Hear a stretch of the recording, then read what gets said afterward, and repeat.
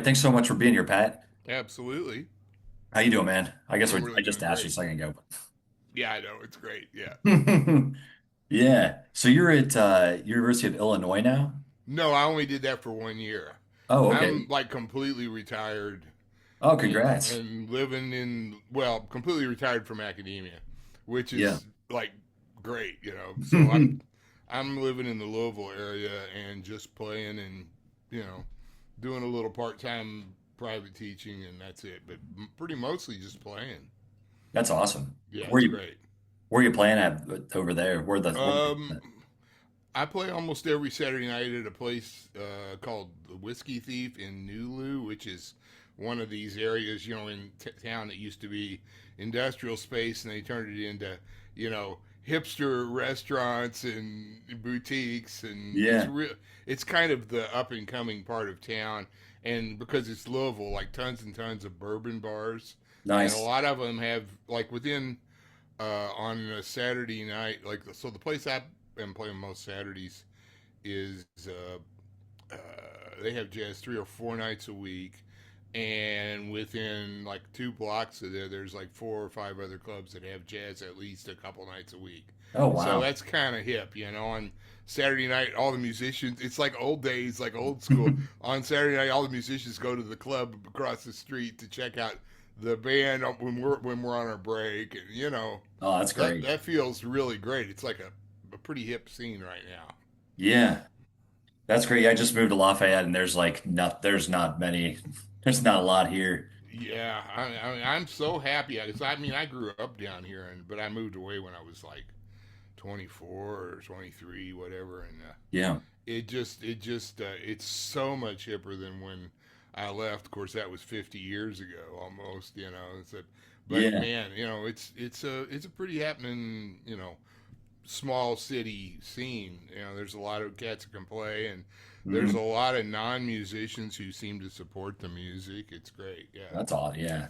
yeah, Where'd you move to, Pat? Did you move? Because I think I remember you saying you lived in New York for a little bit. Did you move up to New York or did yeah, you? yeah. When I left here, I moved to New York for a few years, and then when my wife got pregnant, we moved back to the Midwest, and I had an artist in residence gig in Elkhart for a couple years, and then went to grad school at IU after Nice. that. Yeah, so and then I went to Cincinnati for 13 years, and then I came back to IU and joined the faculty.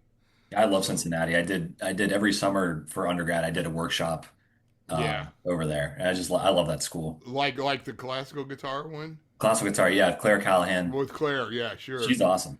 She was terrific. We were pretty good buddies when I was on the faculty over there. She's great. Yeah, she was the Yeah, coolest. yeah, she Uh, was really cool. The thing is, she'd like to tell nobody because she didn't want to get.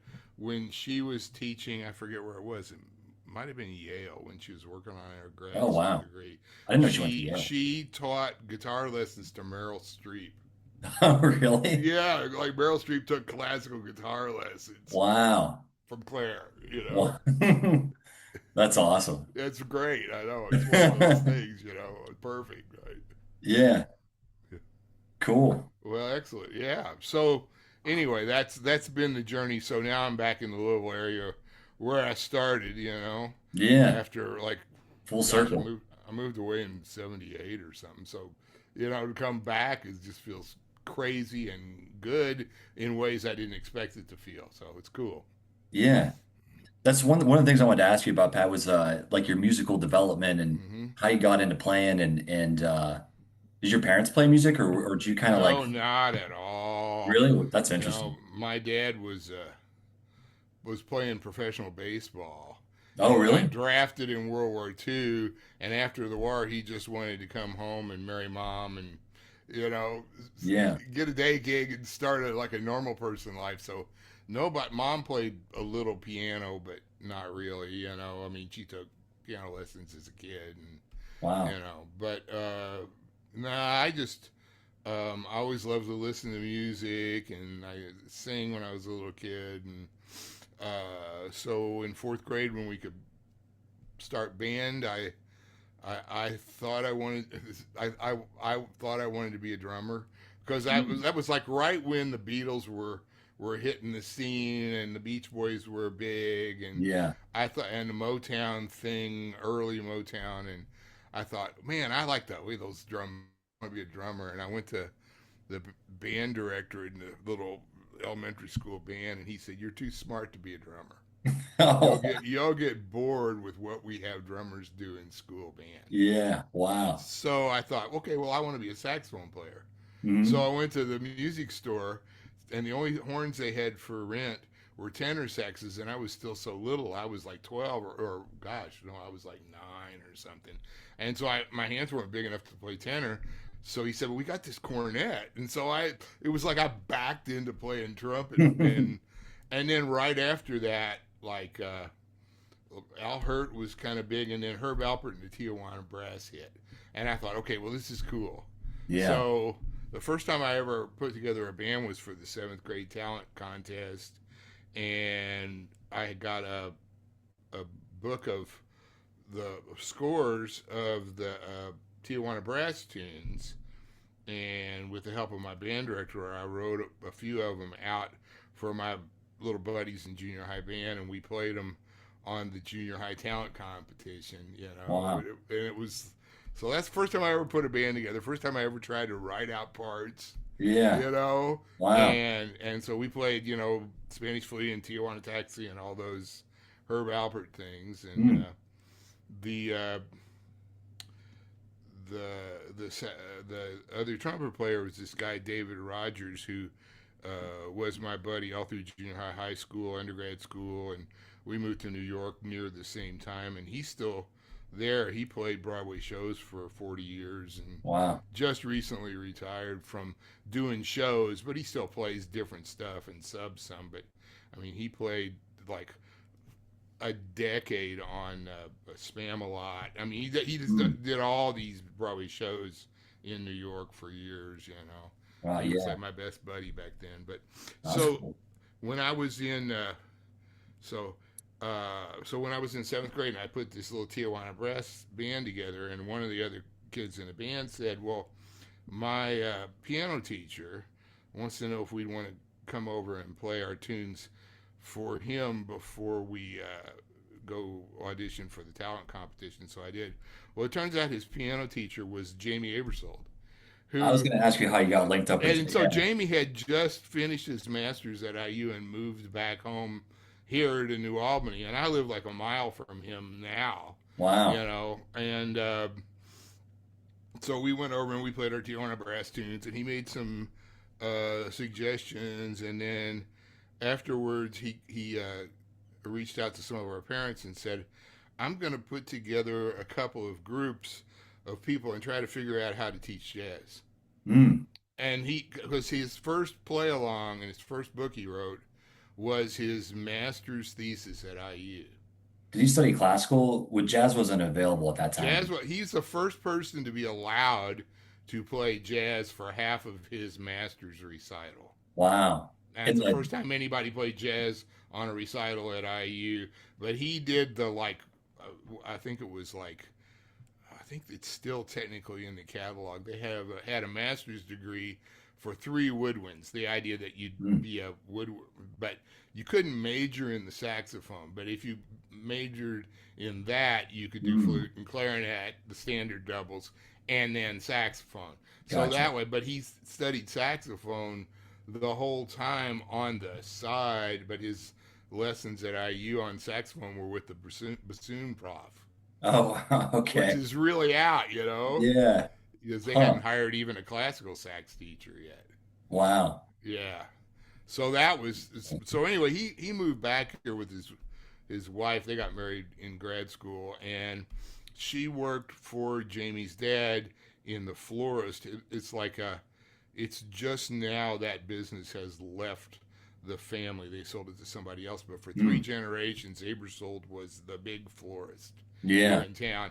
And so his mom or his wife, Jamie's wife, worked for the florist like a straight job, and Jamie taught piano and sax lessons, and was playing when I first met him. He was playing electric bass in the lounge band at the Holiday Inn, Oh, wow. and Okay. that was so he Yeah, was doing electric that bass. every night and teaching lessons on the side. Huh.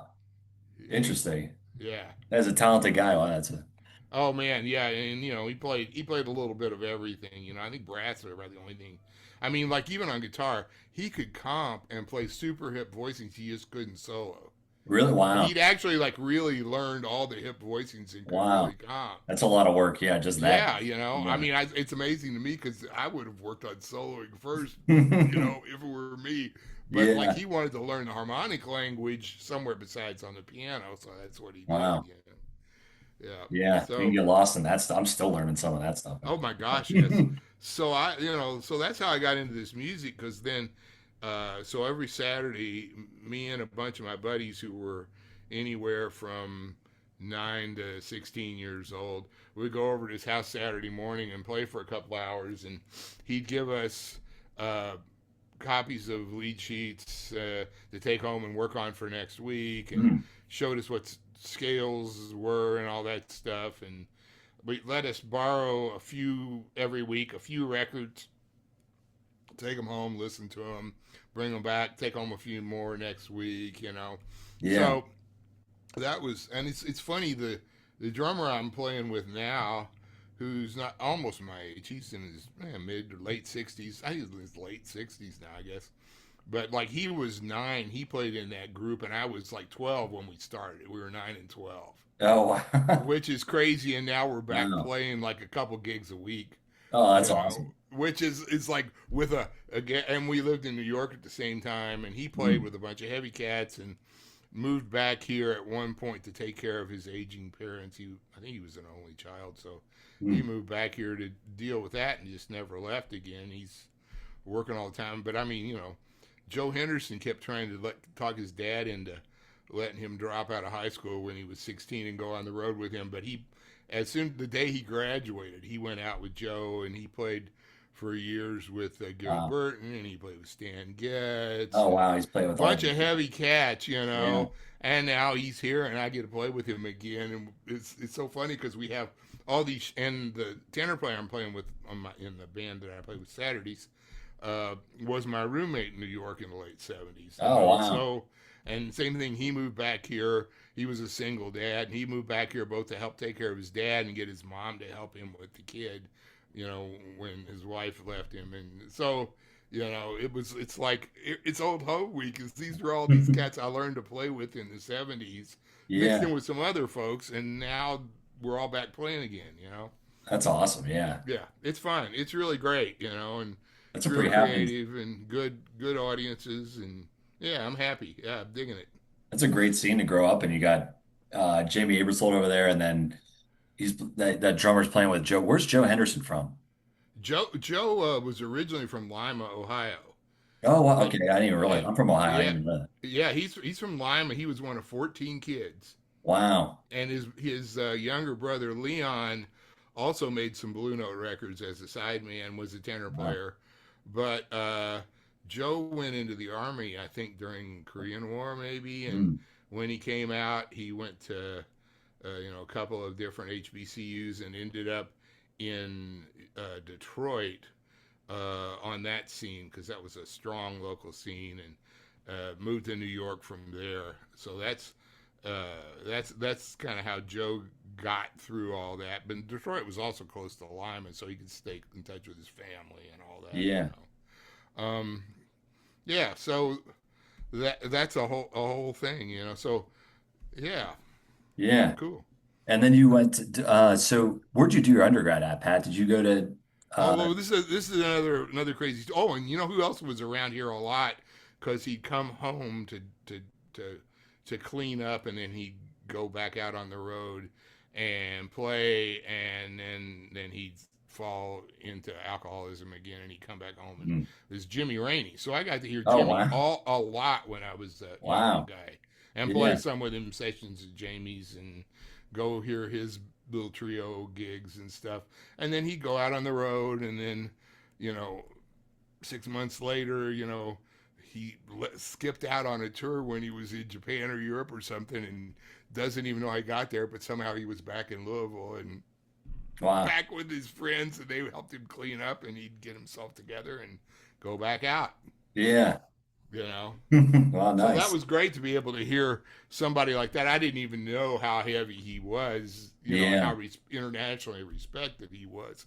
He was just this kind of weird older guy who came in and out of town a lot and sounded great, And Yeah.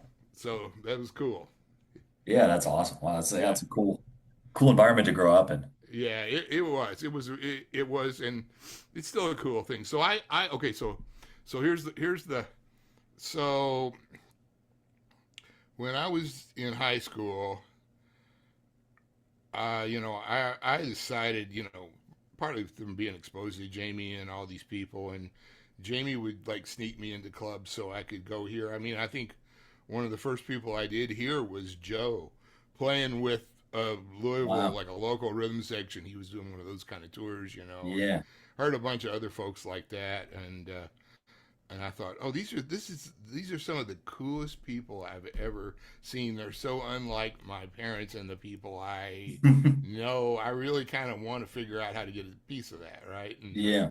And I love music, and I thought if I can't be in the Beatles, then I wanna like do that, Yeah. What's the next best thing? Yeah. right? And having Yeah. Jamey there, I mean, I was, gosh, I was probably 16 or 17 going to summer jazz camps before I realized that everybody didn't have a Jamey Aebersold around the corner Hmm. showing them how chord changes worked and stuff. I Yeah. kind of had taken it for granted, but once I realized both what I had in him as a guide Mm. and that I really wanted to do this thing, uh, I thought that's what I want to do. But my mom and dad really wanted me to do music ed because they thought if you're going to go to college, you should have something that lets you get a That's what I real started with too. a real job. And I finished an undergrad music ed degree, um, and I used it a little bit. Like when I first moved to New York for the first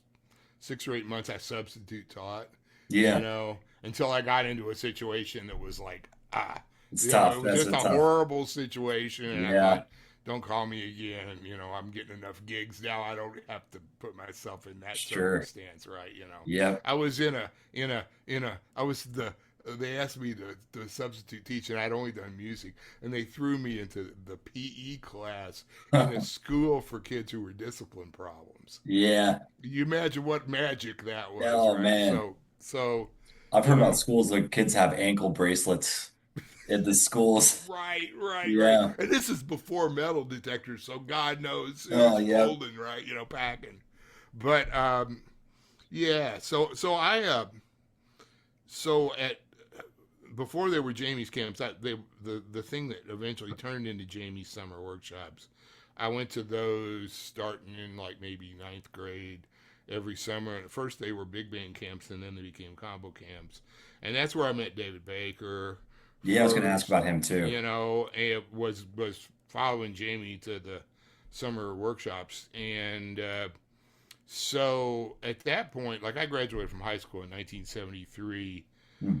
I think, if I'm not mistaken, the only places you could get an undergrad degree in jazz in 1973 was IU, which was in state for me, Hmm. and North Texas. Miami had just started a program, and nobody knew about it unless you already knew Jerry Coker. Hmm. And Eastman only had a grad degree. They felt like you needed to get an undergrad degree in good music before you could study jazz. Yeah. And Berkeley didn't have 4-year degrees at that point. They only did 2-year Hmm. associate degrees. So it was pretty much North Texas, IU.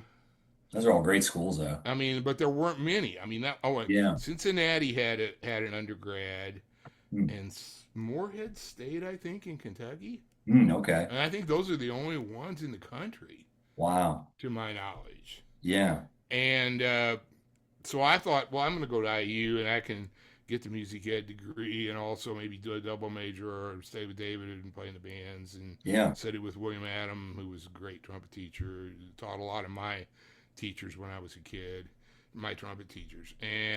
But to make a long story short, I auditioned for IU to go as an undergrad jazz major 3 times. In Mm. my high school senior year, after my freshman year, and after my sophomore year to transfer, and I never got in. Oh, They said wow. I didn't play enough. I didn't play well enough. I didn't have any talent. Blah blah blah. Wow. So the University of Louisville, which was right here, had been my safety school all along, Hmm. and I was hanging out with Jamey. And by that point, I was already like doing some proofreading and copy editing for. He was starting to put out, his third and fourth books and Hmm. do all that. So I was into that, and I was, playing a few little gigs with him and doing a lot more like real world work. So even though U of L didn't have, they had a jazz band that met one night a week. And we didn't get credit for it. And, when we played the jazz concert in the recital hall, they wheeled an upright piano out of the practice rooms because you couldn't play jazz on the grand piano that was on the concert stage. They Wow. wouldn't let us do that. Man. I mean, Wow, this that's is only wild. the '70s, right? It Yeah. seems like that sounds like the '30s or the Right. '40s, right? 70s is like cool. I think that was like a cool decade. Like a, I know, right? yeah.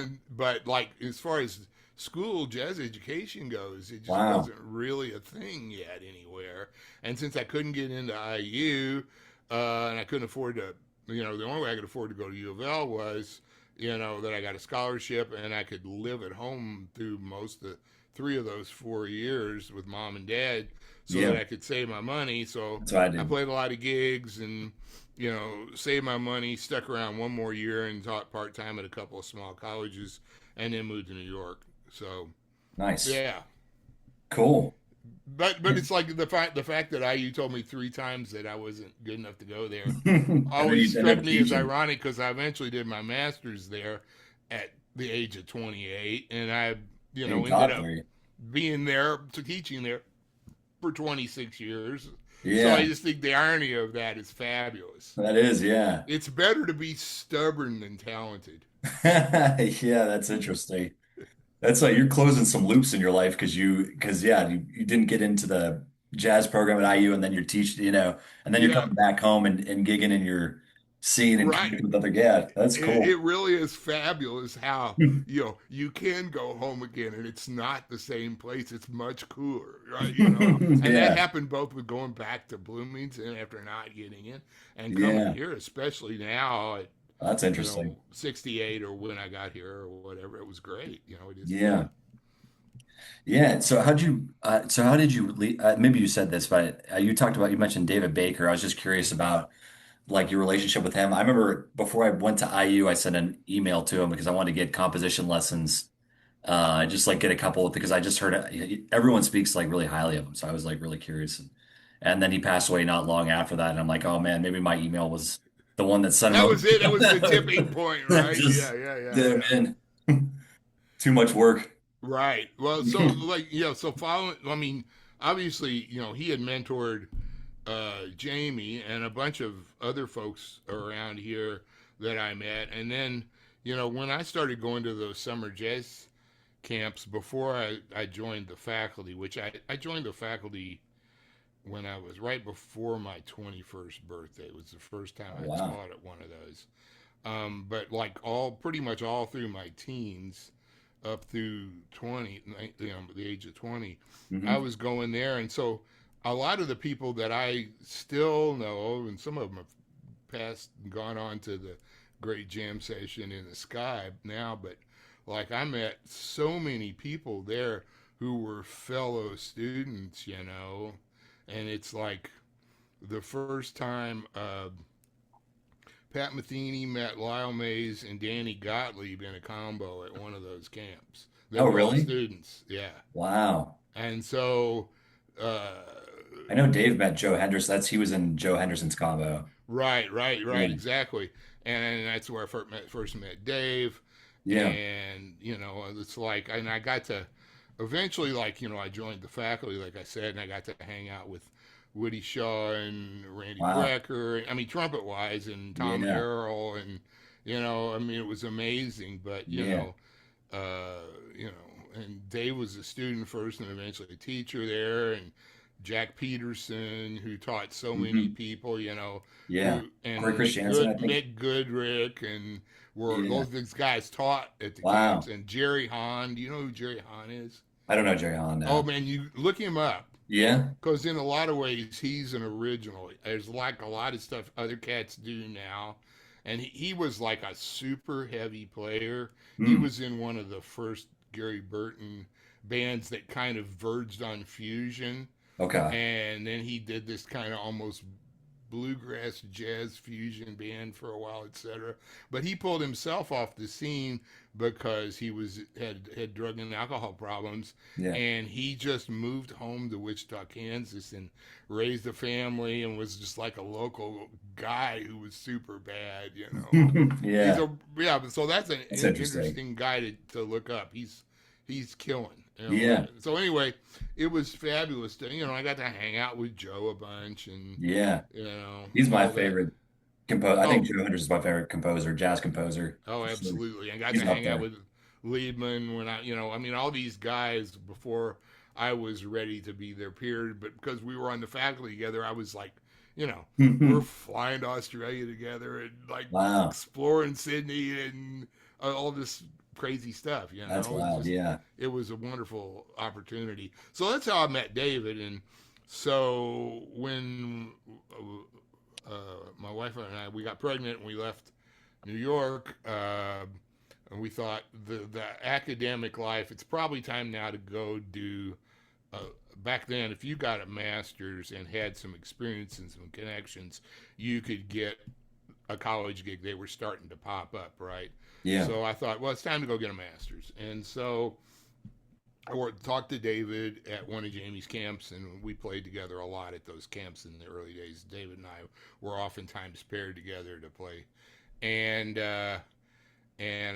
so he set it up for me to get an assistantship to go to IU and be Nice. his TA, and that was great. So I did that for a couple of years, and then got the gig at Cincinnati. I still had to come back to IU and finish taking that one classical music history class I kept signing up for and dropping, and I Yeah. had to come back and play a recital. But Okay. other than that, when I went to Cincinnati after 2 years at IU, all I had to do was come back for a summer school semester and bang out those loose ends, and I had it. So I taught at Nice. Cincinnati for 13 years after that. But David was obviously I got a lot of Jamie stuff or David stuff through Jamie, kind of Mm. filtered through his way of understanding things. Yeah. And then once I started going to the summer camps and the first as a student and then as a faculty member, I was soaking up every single thing I could from David and from Hmm. Jerry Coker and Dan Hurley. I mean, like all those guys are the founding fathers of a certain school of jazz education, and they were my favorite uncles and big brothers and Yeah. buddies. It was great. That's really cool. Yeah. Yeah. David Baker, everyone I've talked to, it sounds like he was a great, awesome guy. And He was amazing. He knew more about more different things than just about anybody I knew. really, He read everything on every subject, knew wow. more about classical music than the classical faculty at IU did. He said, "Well, I got to be better at their game than they are, or they won't, respect me because they Yeah, don't get the respect respect. me Yeah. for being a jazz musician. So I Yeah. have to be better at their shit than they are." Yeah. And then maybe they'll believe me when I talk about our music. Yeah. Then he started out on trombone and then he had some kind of injury and switched to cello, right? Is that right? Right. He started out on trombone, and when he was on the road with George Russell's band, he Mm. was in a car wreck and broke his jaw, Oh, and he had to go to a separate but equal hospital, and they ah, set his jaw wrong, oh and he man. really never completely learned to play the trombone again. He made a few more records, but then because they did something that messed with the nerves. He Mm. started like having trouble controlling his lips, and he started to like stutter, and was even affecting his speech. So Oh, he chucked it all and took up the cello because it sounded in the same register yeah, where cello's a his cool ears instrument. were already set as a trombonist, right? That makes sense. Yeah. Yeah. And See, that's, there's, I mean, honestly, this is one of those things like life gives you lemons. If he hadn't had that wreck and those problems, he probably would have never gone full time into composition and education. yeah, And that's he really ended up interesting. giving us being one of the great jazz composers and one of the great crossover kind of third stream composers, and obviously one of the founding fathers of jazz education because he couldn't keep going on the trombone. I mean, Wow. he was always really proud I think it was maybe 62 or 63 in Annapolis. Crispus Attucks High School, the black high school, swept the downbeat poll. JJ won the trombone Mm. thing, and he went to Yeah. that school. And then David and Slide Hampton tied for the Wow. New Star thing, and they Yeah. went to the high school together. So they all three, Jay was a little older than them, but all three of them went to the same high school, and they swept the downbeat polls that Wow. year. And That's he said wild. he was always proud of that, how his high school swept the downbeat trombone poll. Yeah. Wow. That's cool. Yeah, Isn't that amazing? I mean, it's crazy. that is crazy. A lot of these musicians that you'll like you hear about like if you look up like some of the people's history like Kurt Rosenwinkel, I was looking up him.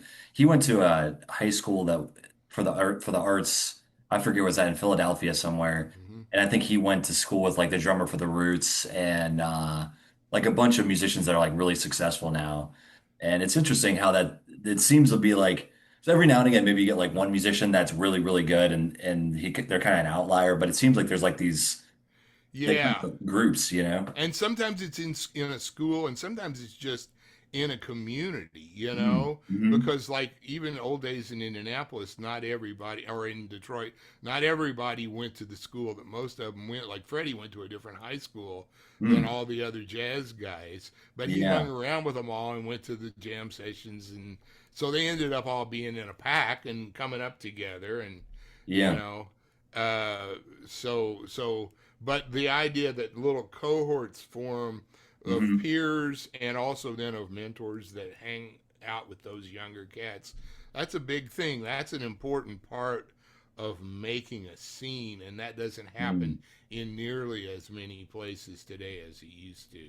It seems now to me hmm like old cats play with old cats and the young cats mm play with their age peers. And I yeah, love it when I get on a gig and there's a couple of us oldsters and a bunch of 20 somethings, hmm and we're kicking their ass and they're kicking our ass in different ways, right? You're Because learning. we've all got different knowledge and different energy, Hmm. and that's really cool. Yeah. Do you feel like live music right now is kind of like in a little bit of a recession? I feel like since COVID, it's getting better again, but it doesn't feel the same as when I feel like there were shows all the time when I was growing up. I And mean, it's weird being here. I don't think I've got a realistic perspective on it. I think if I was mm, still in Bloomington and trying to get, you know, active yeah, in Indianapolis, I think I would think there's not much happening. But yeah, like down here, everybody I know is working as much as they want. that's And the great. other thing which is surprising to me, and don't let this get out or everybody will move here, the gigs that I'm playing now pay probably about twice as much as the same gig in Indy. Really, Yeah. they just appreciate jazz there or just Yeah, they live music. and other things too. I mean, it's like Yeah. other music. I'm trying to think. One of my friends, oh, well, a couple of my buddies have a like a New Orleans style brass band, Mm, and Louisville just started a like a semi-pro like minor league football team. mm, There's a new startup football league, right? And it's yeah, all the guys who aren't ready for the NFL or whatever, right? yeah. And so these buddies of mine in this New Orleans brass band, they played the grand opening and they loved them so much they contracted them for all the home games the whole year, Wow. and it's like every single person in the band gets $400 a game, Wow. That's which sweet. is way more than it would be in Indianapolis or Oh yeah. Cincinnati. You Hmm. know, even if you were played for the Colts or the Bengals, and this is a minor league team, You think it'd be it's more than playing paying. for? It's an actual living wage. You could actually like buy a house and raise a family just playing gigs here. Is it really more playing for than the Colt? Like if you played a Colts game, you think it'd be more than that? I don't know. I played Bengals games when I was there, and it was nothing like that. Wow. Even adjusted for inflation back in the day. Wow, that's You wild. know, yeah.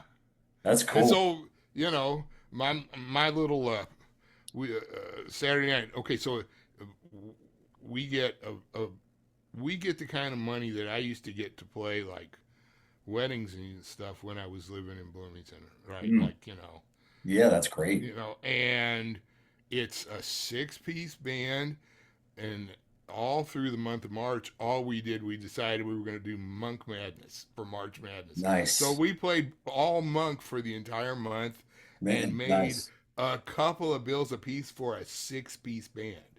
Yeah. What? I mean, that's nothing like that Right. anywhere in the Midwest I know of, Yeah. Just for inflation, I don't know of anything like that in New York or LA Yeah, for sure. for playing Monk Right. all night. Yeah. That's wild. So Yeah. I think I'm a little.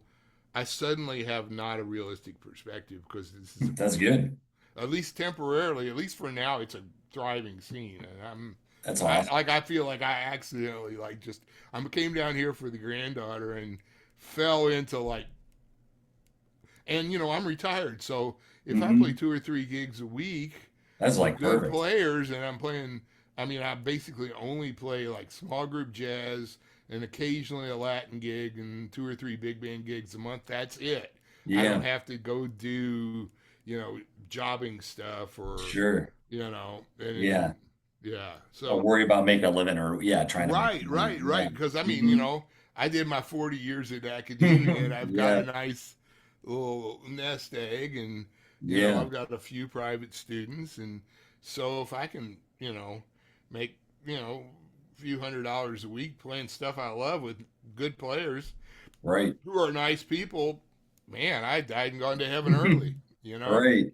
That's what I think about too sometimes because I'm like, I think about like retirement or whatever as a musician. I feel like that could be challenging. But then I'm like, I don't think I'll want to, I probably won't want to retire though, especially if I'm in a situation like that where it's like you get to pick who you teach, pick your gigs, you make good money. If you don't want to play a gig, you just say, I'm not going to play it. I just don't have to fill out a lot of paperwork or go to faculty meetings. No, that's awesome.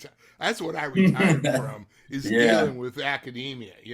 That's Mhm. what I retired from. Right? That's nice. Yes. Yeah. Very cool. Nice. Okay, I wanted to ask you too about so I'm supposed to teach this jazz history course over the summer. I was wondering if you could maybe do like a little intro just to get people started, like assuming people that don't know much about jazz, maybe they know a little bit about music, but not jazz. I remember when I took your class, you said if you want a good grasp of jazz history to study Miles Davis and all the people that kind of worked with him. And everything since from World War II up through into the 90s, you get you kind of get everything, right? Yeah, You because get even everything except the trumpet players. I mean, you get all the saxophone players and yeah, all even the great rhythm sections and the piano players, and then you get McLaughlin and Sco and oh yeah. Stern and all the Hmm. burning guitar players and Yeah. and you can see the music evolve and go from bebop to cool to whatever hard bop and all the way up to at the end where he's doing things that were influenced by Prince and then that were influenced by like hip hop, in the early days of what was hip hop and Yeah. I mean he kept surrounding himself with young players whose music he didn't understand so he could get up to speed and Mm. find where his voice would sit. So I Yeah. feel like that's an important thing. Yeah, for sure. I mean you don't get the first half of the 20th century that way because Miles basically joined Bird like right after World War II, Hmm. but anything before World War II. But I kind of think sometimes we also miss out. Um, I think Westerners tend to want to start at the beginnings of things and Hmm. follow them chronologically. Yeah. And like you study classical music history, and you spend all this time on plain song and chant and Yeah. all that Yeah. stuff, and by the time you get to you know Renaissance or Baroque.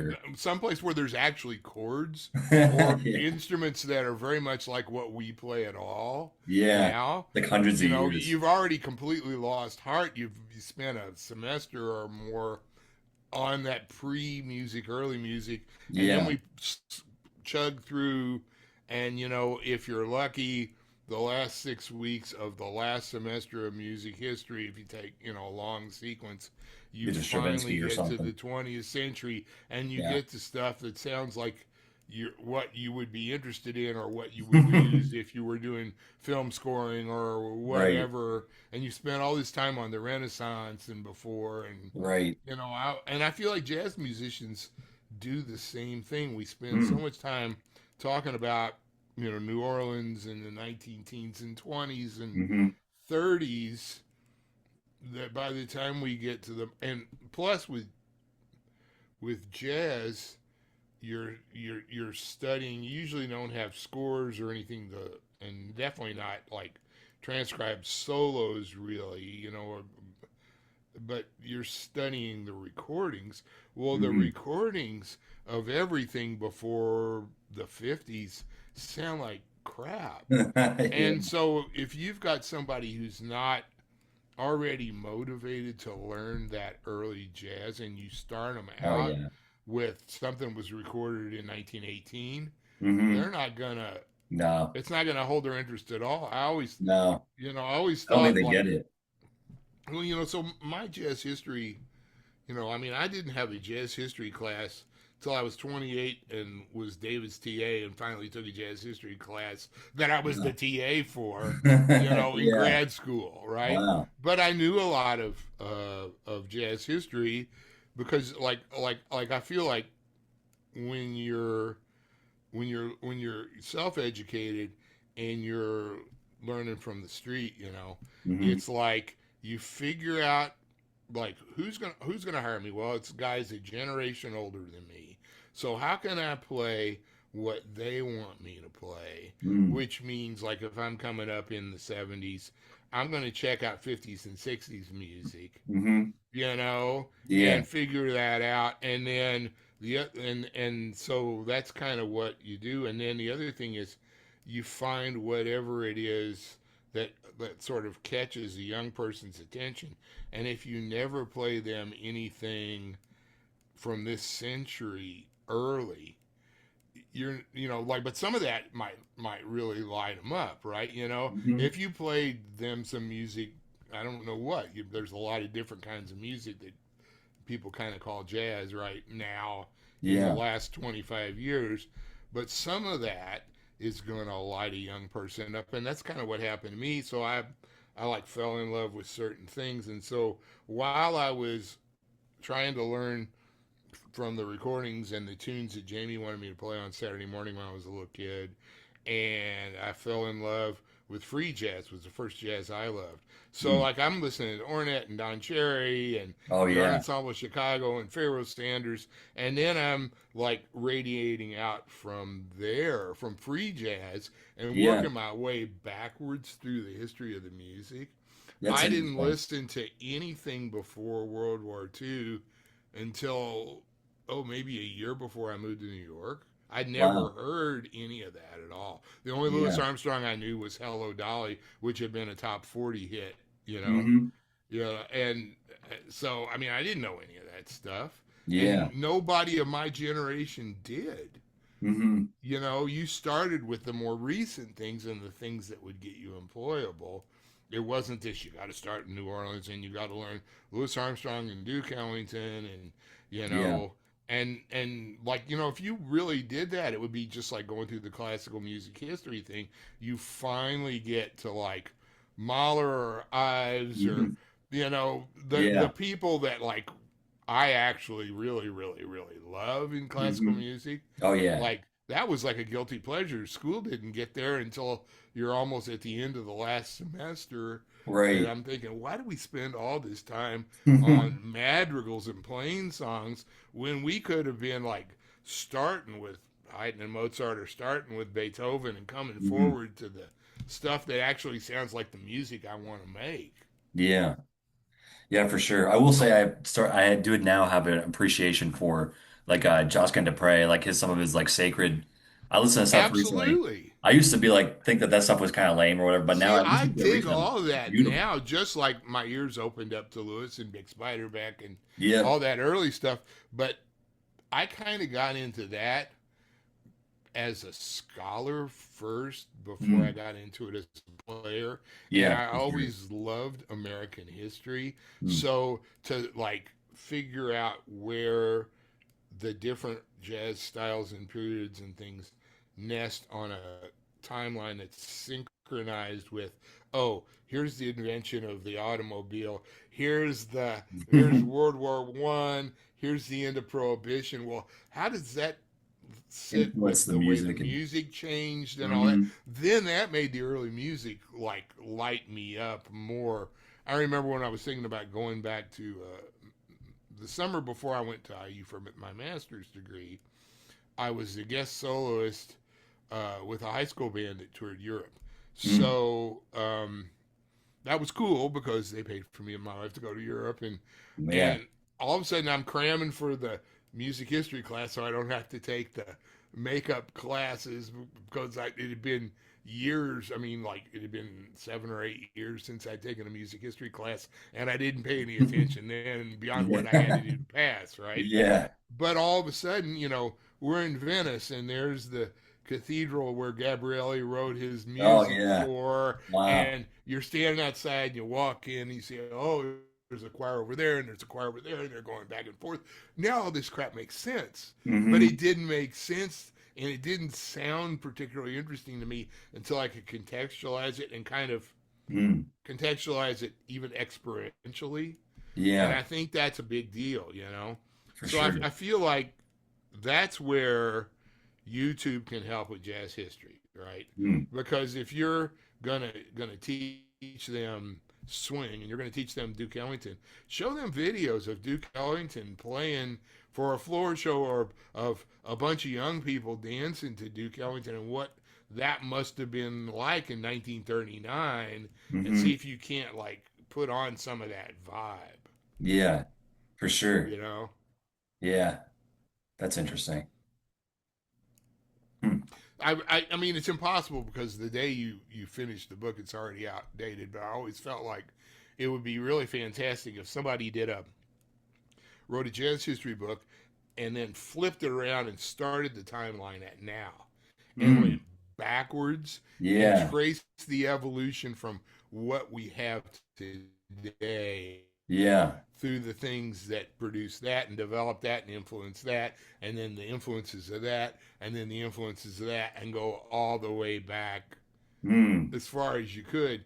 Yeah. I feel like that would be more relevant, but it doesn't really work. So then the way somebody self educates is you find something you just love and you radiate out from there. Hmm. Okay, I got this Ornette record, and Elvin Jones is the drummer. Well, who was Elvin Jones? I have no idea. And then I start looking through records and saying, oh, here's Elvin Jones on this record, here's Elvin Jones on this record. I listened to Hmm. those. I said, oh, I heard Joe Henderson.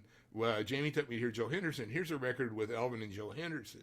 Okay, and the trumpet player is Woody Shaw. Who's Woody Shaw? And then I started checking out Woody Shaw. He doesn't sound like the free jazz guys, but he sure doesn't sound like Miles Davis or Louis Armstrong either. So Yeah, in your curiosity, you start to follow the yellow brick road from wherever you can get started. yeah, for sure. That's interesting. That's kind of what happened with me when I started taking lessons with Dave was I was super into Kurt Rosenwinkel. And I remember I told Dave, I was like, I want to learn this stuff. And he's like, well, to learn all that, you got to learn this stuff first. And now that I'm older too, I'm almost like it's almost funny because if I tried to actually learn Kurt's music, it's so harmonically advanced that it would have just been if I would have actually started there, it would have probably I probably would have quit because it's too Right, too right, right. much. So I'm still working on like, yeah, nailing chord changes and, some of the more basic, bebop, early, Yeah, easier bebop tunes and stuff, Yeah. right, exactly, right. So, you know, I feel like I've always said I felt like me, the player, and me, the scholar academic, like we took completely different routes and we kind of crossed paths, but Yeah. my two sides of myself as the player and as the egghead who wanted to know everything about everything and organize it, but me, the player, to be a player, you almost have to like disorganize it Mm. and obsess on the things that you really love, that you want to emulate or Sound take like, a piece of that and a piece of that to find your own voice hmm rather than be like the encyclopedic knowledge of the music, because it's like the people I know who play like that, who learn everything about everything, can kind of play and they can kind of play a lot of different ways, but they don't really have a voice. hmm I mean, I'm that's a gross oversimplification, but I Yeah. feel like to have a voice, you have to obsess on a small amount of stuff. Yeah, for sure. And to be It's a so really information good overload. academic, you kind of have to know as much about everything as you can. Yes. And it And can be that kind of seemed like I diluted. was working at cross purposes at times, right? Yeah. That's another thing that's liberating now about this stage. I hmm haven't lost any of my knowledge of hmm jazz history and theory and harmony through the different style periods and all that, but I don't have to access it unless it's appropriate. Right? Yeah, you can integrate it into whatever you're doing. Right. How long did you feel like it took because I'm kind of similar boat where, because I took that jazz history entrance exam at Bloomington. When I first got to Bloomington, that was like really like really eye-opening. When I was like, what, 23 or something, I think, when I took that. Right. How long did you feel like it took to kind of like assemble everything in terms of like your playing and I know you're like everyone's still always improving and growing. Oh, So I'm still improving, and yeah. now I'm, but it's like I feel like for most people, certainly for me, there was this period where I was trying to get like really super competent. So I hmm wanted to be able to play tempos. I wanted to be able to really Rhythm nail changes. changes, Yeah. know a bunch of tunes, hmm all that stuff that's in the you should do this if you want to. hmm And then I stopped and listened to my playing. It was kind of boring. It was very, very In accurate the pocket, kind of. and completely suffocated. Mm, And then I had to figure out how can I break? Which rules do I want to break when? What happens if I hmm break this rule? What happens if I do this? And also, let's edit out all the stuff that's extra and hmm that I'm just doing.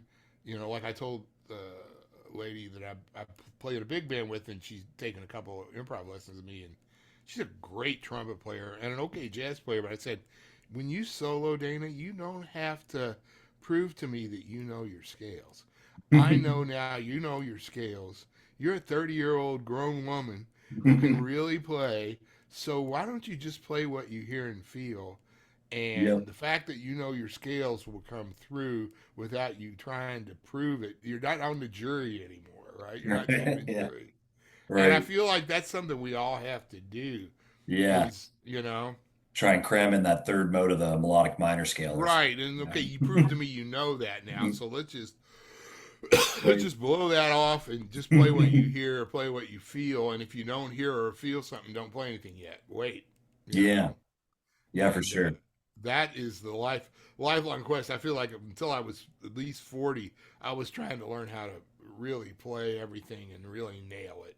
Yeah, it's hard. It's a And the lot. last 30 years, it's now how can I cut out all the bullshit and just leave the good stuff standing? Yeah. Yeah, for sure. I played a gig on Tuesday and I felt like it went really well. It was a fun gig. Like jazz quartet. We just played standards and stuff. And it went well, but I was thinking about my solos and sometimes I did feel like I was trying to force like a lot of notes in there. And Yeah, yeah, I gotta go back and be like, let's try and put some space yeah. and really work on that more. And I that's felt like hard. I mean I would record some of my gigs, at that point when I was, late 30s or whatever, and I said, yeah, it sounds okay. And literally, that was disappointing because I've already been working on this crap for almost 30 years, 20 plus years. And uh, so what's wrong? What can I do now to get rid of that? It's only okay. Well, you got to make musical statements, and you got to play Mm, with clarity of thought and clarity of delivery, which usually means playing less, because when you clutter everything, now that you can clutter everything, mm. declutter it. Yeah. So what's left are clear statements of what you hear and what you feel and what you intend to do and what you intend to say. Hmm. And that's like, I think, the rest of the quest, Yeah. you know? Yeah. Yeah. It's hard. It's almost harder to do that. Like, I don't know if you know Bill Frisell, like Bill Oh, Frisell. sure. Yeah. Absolutely. He's Yeah. like him. Yeah. He's like him and Jim Hall. I feel like for guitar are like the masters of that. Like, Well, and that Jim was a giant influence on mhm. Bill and also on Stern and a bunch of those guys. But yeah, Yeah. and Yeah. it's like, the Jim Hall quote I love is like, "Don't just do something, sit there." Oh. It was just the opposite of what most people do. Don't just sit there and do something. Don't just do something, sit there and then play Yeah. when you hear something.